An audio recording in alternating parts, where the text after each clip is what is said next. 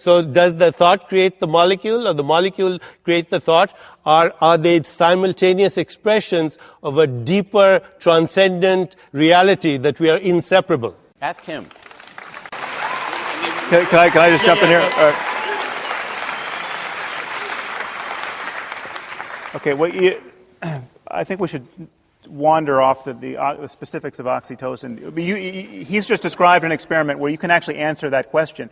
If I give you a shot of oxytocin and it changes your level of trust, then it's not just mere correlation. I mean, we've run it both ways. And but so that's I what he can just described. increase trust, and it can generate yes, oxytocin okay. too. But if trust is just the brain in one state, then you have the brain influencing its future states. You haven't gotten out of the brain and got an ectoplasm. Trust is the subjective experience of consciousness.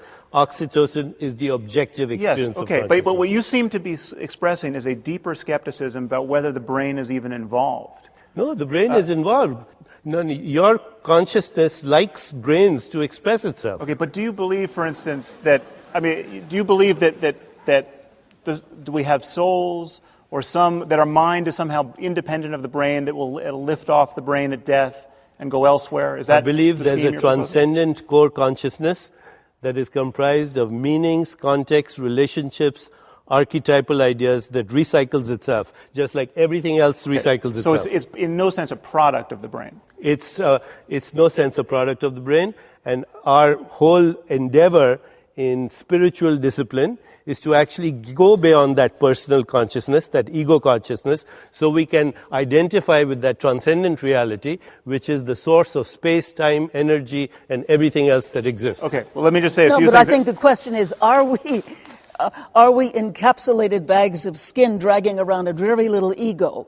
No, are we organism really environment symbiotic with fields and consciousness of life?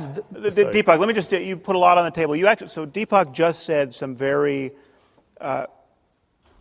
seems a strange word to use, but some concrete things that science can criticize. Okay, you just said that consciousness and mind are. I didn't say consciousness and mind. I said mind is a product of consciousness. Okay, but this subjectivity is independent of the objectivity of the brain. There is a subjectivity which is independent of objects. But there's subjectivity which is subjectivity of itself. When you're looking at the brain for consciousness, you're not looking at consciousness. You're looking at synaptic firings. In fact, it is your consciousness that is looking at those synaptic firings. All right. Let's just keep that in view. All right. Now, you've said there are two things that an incomplete science of consciousness and the mind should want to say about that. One is that having an experience of undivided consciousness does not tell you what consciousness really is or what its relationship to the brain really is. There's nothing about introspection that leads you to sense that your subjectivity is at all dependent or even related to voltage changes and chemical interactions going on inside your head. Okay, you can feel, you can drop acid, you can meditate for a year, you can do whatever you want to perturb your nervous system.